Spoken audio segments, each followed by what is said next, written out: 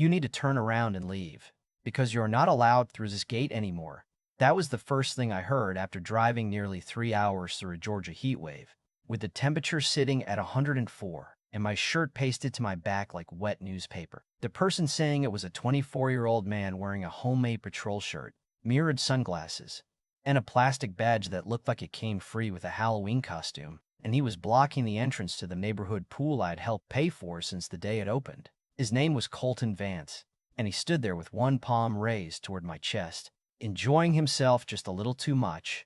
Behind him, the pool water glowed turquoise under the afternoon sun.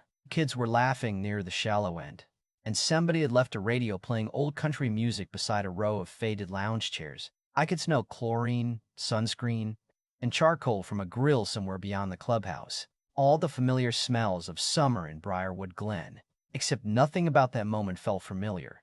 I looked at Colton and asked, as calmly as I could, what authority he had to stop me. He tilted his head, like I was slow.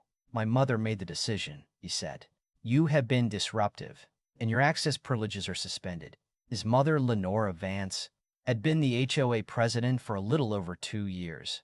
Although the way she carried herself, you would have thought the governor had appointed her to manage the entire county. Colton had moved back into her house after what Lenora described as a promising business venture in Atlanta, though according to everyone else it had been 4 months of selling energy drinks online and arguing with strangers on social media. 2 weeks earlier, Lenora had created a new position called Community Compliance Marshal and given it to her son without a vote, an announcement, or apparently a moment of self-reflection.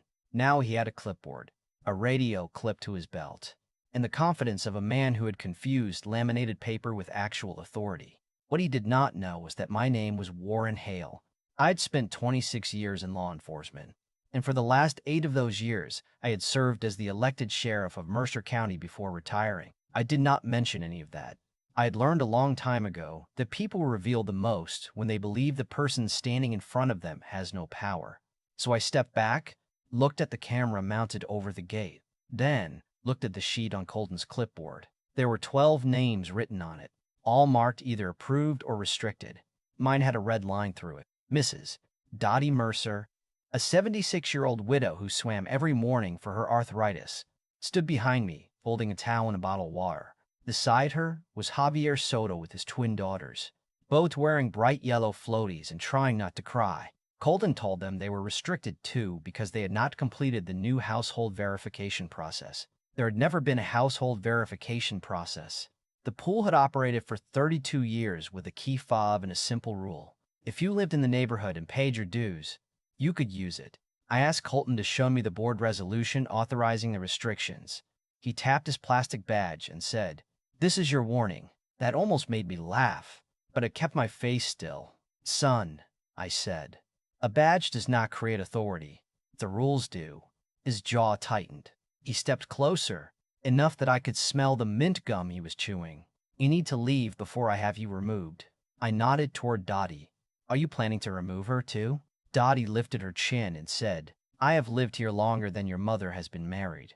Colton ignored her. That told me everything I needed to know. I opened the gate with my own key fob, held it for Dottie and Javier, and told them to go enjoy the pool.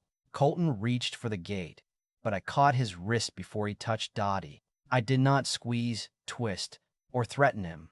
I simply held it in place and looked him in the eyes. "Do not put your hands on her," I said. Something changed in his expression and, not fear exactly, more like the sudden realization that the older man in front of him was not as easy to intimidate as he had expected. I released him, and he immediately called his mother. I walked home without entering the pool. That night, I sat at my kitchen table while my wife, Elaine, made iced tea and watched me pull the Briarwood Glen Covenants from a dusty binder we had not opened in years. Elaine knew that look. It was the same one I used to wear when a witness had told me a story that almost made sense, but not quite. She leaned against the counter and asked, "Are you going to let this go?"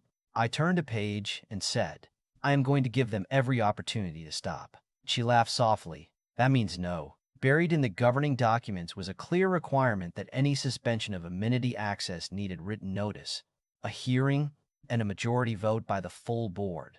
None of those things had happened. Lenora had simply made a list of residents she disliked and sent her son to enforce it. I started a folder on my laptop and named it Poolgate Incident.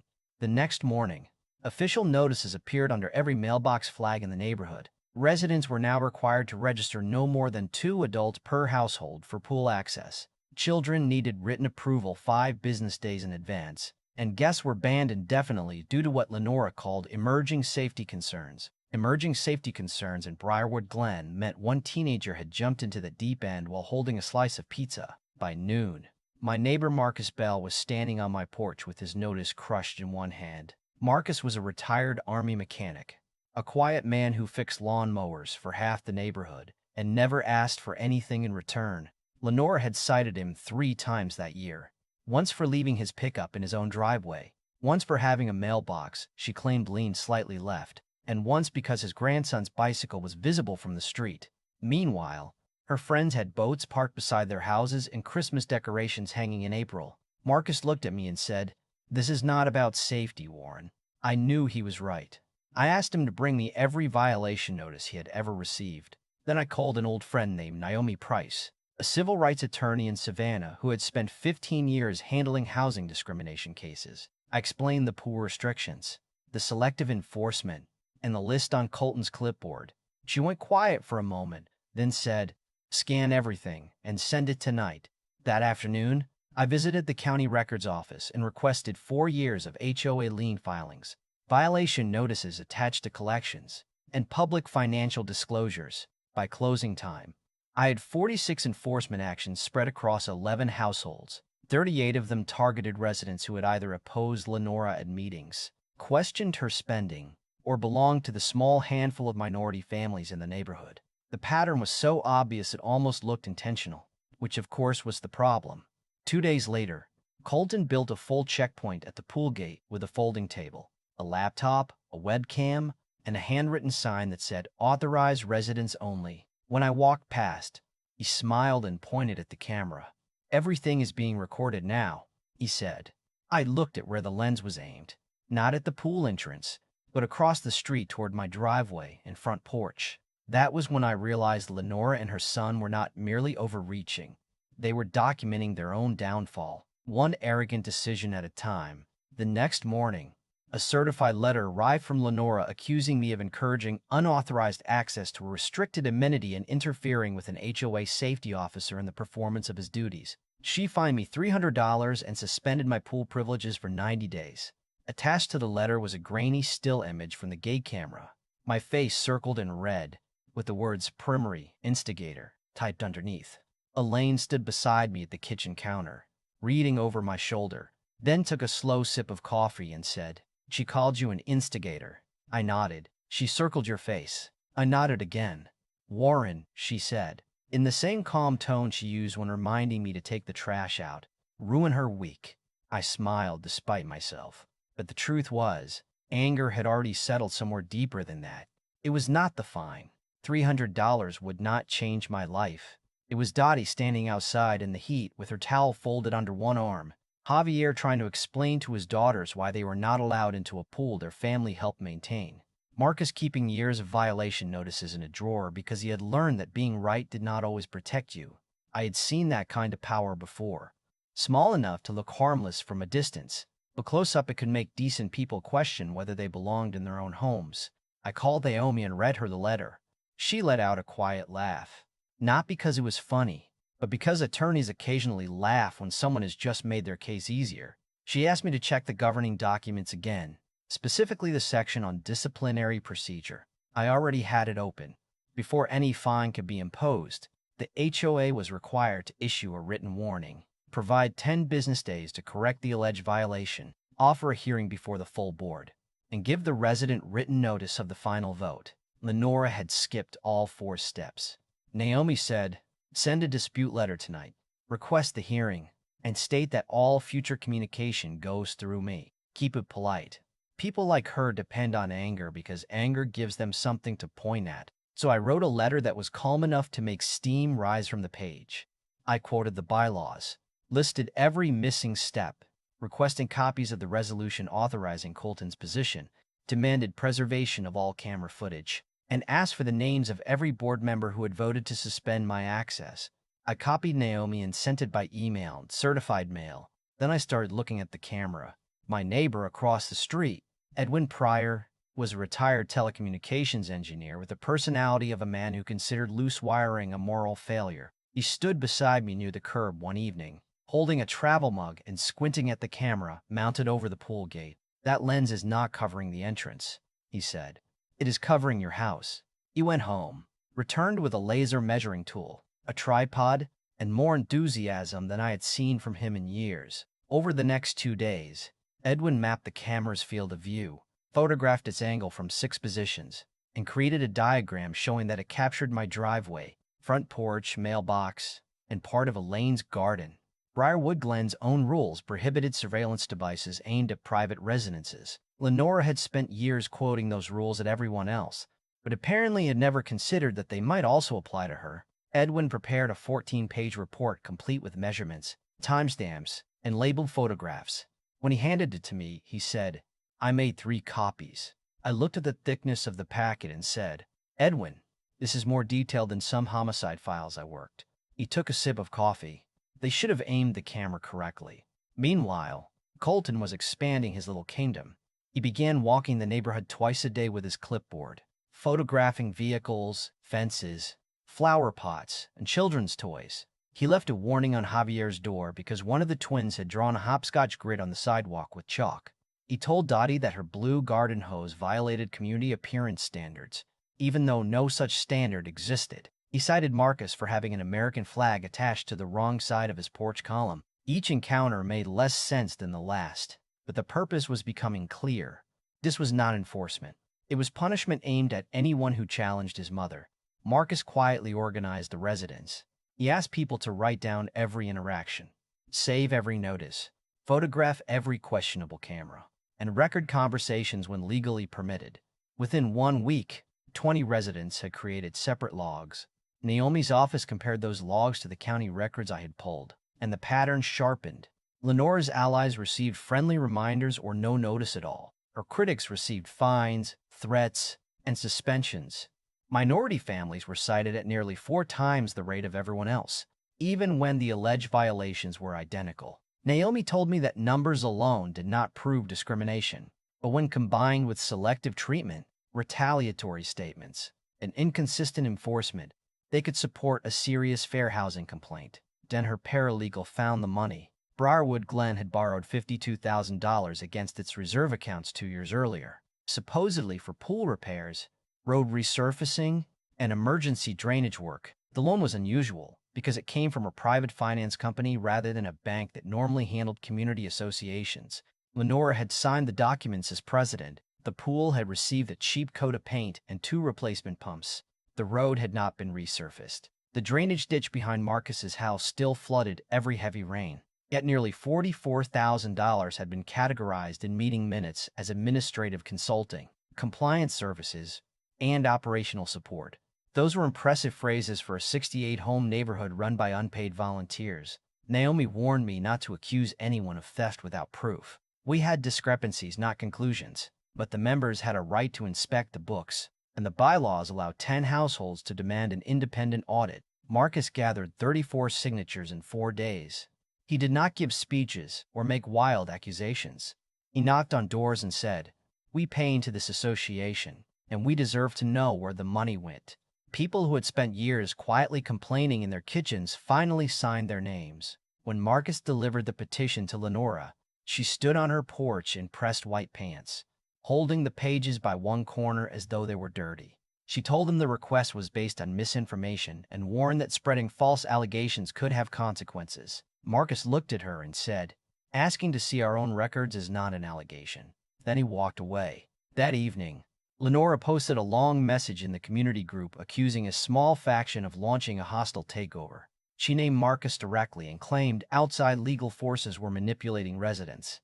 Naomi read the post twice, then told me to save screenshots before Lenora came to her senses. She did not come to her senses. Instead, Colton went to Marcus's house 2 nights later. Marcus's doorbell camera recorded everything. Colton stood on the porch in his patrol shirt and told Marcus the board was reviewing several unresolved violations against his property. Marcus asked him to name one. Colton could not.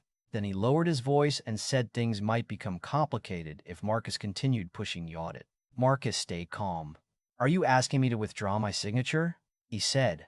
Colton glanced toward the street and replied, "I'm saying smart people know when to stop." It was the sort of sentence a foolish man practices before delivering, because he thinks it sounds threatening. On video, it sounded exactly like what it was. Marcus thanked him, closed the door, and sent the recording to me. I forwarded it to Naomi. She called within 5 minutes. Her voice had lost all amusement. "Do not contact either of them directly," she said. "That footage may turn this from an HOA dispute into retaliation and intimidation." The following morning, Lenora locked residents out of the HOA's online financial folder and removed 3 years of meeting attachments. Unfortunately for her, several residents had already downloaded copies, and Naomi's office had preserved the file history. Deleting or restricting records after receiving a formal inspection request was not just suspicious. It could be treated as destruction or concealment of evidence if litigation followed. By then, Lenore had called an emergency board meeting for Saturday morning, promising to address misinformation and restore order. She expected a room full of nervous homeowners she could lecture into silence. What she did not know was that Naomi had filed a formal fair housing complaint with the state. The county attorney had agreed to send an official observer, and a reporter from the Mercer County Sentinel had heard there might be a story worth covering. She also did not know that Edwin had printed extra copies of his camera report. Marcus had 20 resident logs in a binder, and I had finally opened the cedar box in the top drawer of my dresser. Inside was the gold shield I had worn through 26 years of service. I had not put it on since retirement. Friday night, I polished it at the kitchen table while Elaine watched from across the room. "Are you sure?" she asked. I pinned it to the blue uniform shirt I had kept pressed in the closet and said, "I gave them every chance to stop." Outside, beyond our front window, Colton walked past with his clipboard, glanced toward the house, and kept going, still believing Saturday would be another meeting where his mother controlled the room. He had no idea the room was already waiting for her. Saturday morning came bright and strangely cool for late August, the kind of morning that makes you believe the day might behave itself even when you know better. Elaine handed me a cup of coffee while I stood at the kitchen counter in the blue uniform shirt, the gold shield pinned over my heart, and for a moment I was not thinking about Lenora or the pool or $52,000. I was thinking about all the times I'd worn that shirt into rooms where people were scared, angry, or determined to lie, and how the badge had never been the thing that gave me authority. The job gave me responsibility. The law gave me limits. The people gave me trust. Colton had managed to misunderstand all three in less than a month.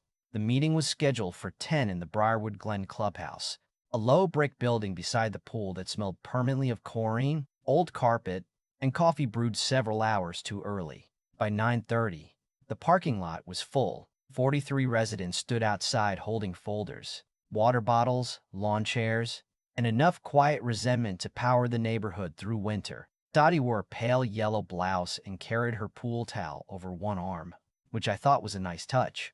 Javier had brought his daughters, both holding foam noodles like ceremonial staffs. Marcus stood near the door with the petition binder tucked under his arm. Edwin had his camera report in a hard-sided document case, because apparently a man who creates a 14-page analysis of a pool camera does not transport it casually. Naomi arrived with another attorney from her firm. A young assistant county attorney named Rachel Dunn sat in the back row with a legal pad, officially there only to observe. The Mercer County Sentinel sent a reporter and a photographer. Lenora saw all of them and still smiled like she had invited them to watch her win. She sat at the front table between two board members named Gregory Nash and Paula Trent, both newer homeowners who looked like they had recently discovered they were standing on railroad tracks. Colton sat against the wall in his press patrol shirt, mirrored glasses hanging from the collar, clipboard balanced on his knee. Lenora called the meeting to order and immediately began reading a prepared statement accusing unnamed residents of spreading misinformation, creating hostility, and interfering with the board's lawful management of community facilities. She said the audit petition had been obtained under false pretenses and would not be recognized. Then she announced that questions would need to be submitted in writing for review at a later date. 7 minutes into the meeting, she was already trying to end it. I raised my hand. She looked at me and froze for half a second when she noticed the uniform. "Mr. Hale," she said, "your disciplinary matter is not on today's agenda." I stood, President Vance, under Article 7 of the bylaws, residents are entitled to address matters involving common facilities, association finances, and board conduct during the open participation period. I would like 4 items entered into the official record. Her fingers tightened around the gavel. This meeting is not a courtroom. No, I said, but the rules still apply. The room went silent. I placed a copy of the bylaws on the table and continued. First, a challenge to the pool restrictions, which were adopted without proper notice or a recorded board vote. Second, the inspection and audit petition signed by 34 households. Third, a complaint regarding the surveillance camera directed at private residences. Fourth, a request for a full accounting of the $52,000 borrowed against community reserves and the $44,000 listed as administrative consulting, compliance services, and operational support. Paula turned toward Gregory. Gregory stared at Lenora. Colton stood up and said, "You cannot come in here dressed like that and intimidate my mother." Rachel spoke from the back row before I could answer. "Mr. Vance, I recommend you sit down. I am here on behalf of the county attorney's office, and this meeting is being documented." Colton sat. Lenora looked at me for a long moment, and I watched her confidence begin to loosen around the edges. "Who exactly are you?" she asked. I touched the gold shield with 2 fingers. "Warren Hale, former sheriff of Mercer County, 26 years in law enforcement, 13-year resident of Briarwood Glen, and the man whose home your camera has been recording without consent." The photographer's shutter clicked. Lenora tried to call a recess. Naomi stood and calmly explained that the president could not suspend resident participation without a majority vote of the board. Paula refused to vote. Gregory did the same. For the first time in 2 years, Lenora gave an order and nothing happened. What followed was not loud, and that made it more powerful. Marcus presented the residents' logs, 68 documented incidents involving 20 households. He read examples of invented violations, unequal fines, threats, and retaliatory inspections. Javier described explaining to his daughters why they were barred from their own pool. Dottie spoke about being treated like a trespasser after paying assessments for 17 years. Edwin presented his camera analysis, including a diagram showing the lens captured my porch, Elaine's garden, and part of Marcus's driveway. Rachel requested a copy. Edwin opened his case and handed her one immediately. Of course he had brought extras. Naomi then announced that a formal fair housing complaint had already been filed with the state agency responsible for investigating discriminatory housing practices. She also entered the recording of Colton threatening Marcus into the meeting record and explained that restricting access to financial documents after receiving a lawful inspection request could become evidence of retaliation or concealment. Colton started to speak, but Lenora grabbed his wrist and whispered, "Not another word." It was probably the first good legal decision either of them had made. Then Dottie raised her hand. She stood slowly, looked directly at Lenora, and said, "I do not want revenge. I do not want your house or your money or an apology written by a lawyer. I want to walk through that gate without your son making me feel like I have done something wrong by living here. That is all." Nobody moved for several seconds. Then one of Javier's daughters began clapping. Her sister joined her, then Marcus, then nearly the entire room. Lenora stared down at the table. The audit vote passed 2-1, with Paula and Gregory supporting it. The pool restrictions were suspended pending legal review. Colton's invented position was terminated before lunch. 11 days later, Lenora resigned for personal reasons. The independent audit found $36,000 in expenses with no adequate invoices. Contracts were documented community purpose. Several payments had gone to a consulting company registered to an address used by one of Lenora's relatives. The records were referred to the district attorney, and I will leave that part where it belongs, with investigators and courts instead of neighborhood gossip. The surveillance camera came down the following Tuesday. Edwin watched from his porch with coffee and later told me it was the most beautiful maintenance project he had ever witnessed. The pool reopened without registration lists, household limits, or Colton sitting beside the gate dressed like suburban law enforcement. Dottie returned to her morning laps. Marcus won the special election for board president on the condition that every meeting be recorded, every financial statement be available to members, and no relative of the board member could be hired or appointed without a public vote. The following summer, Briarwood Glen held its first neighborhood cookout in 3 years. Javier grilled chicken, Elaine brought peach cobbler, and Dottie completed 10 slow laps while kids shouted around her. I sat beneath an umbrella and watched the gate swing open again and again without anyone demanding identification. That ordinary sound, metal hinges opening for people who belong there, felt more satisfying than any dramatic arrest I had ever made. Still, some neighbors said I went too far by wearing the uniform and involving attorneys, the county, and the press. Others said Lenora would never have stopped unless someone forced her into the light. I still think about that, because power does not always arrive with sirens or official seals. Sometimes it wears white pants, carries a clipboard, and counts on decent people being too tired to read the rules.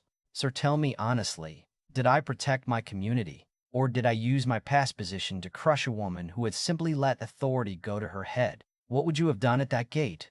Walked away, paid the fine, or opened the rulebook and fought back? Leave your answer in the comments. Tell me where you are watching from, and share the story with someone who thinks a small amount of power cannot do real damage, because sometimes the smallest kingdoms leave the deepest scars.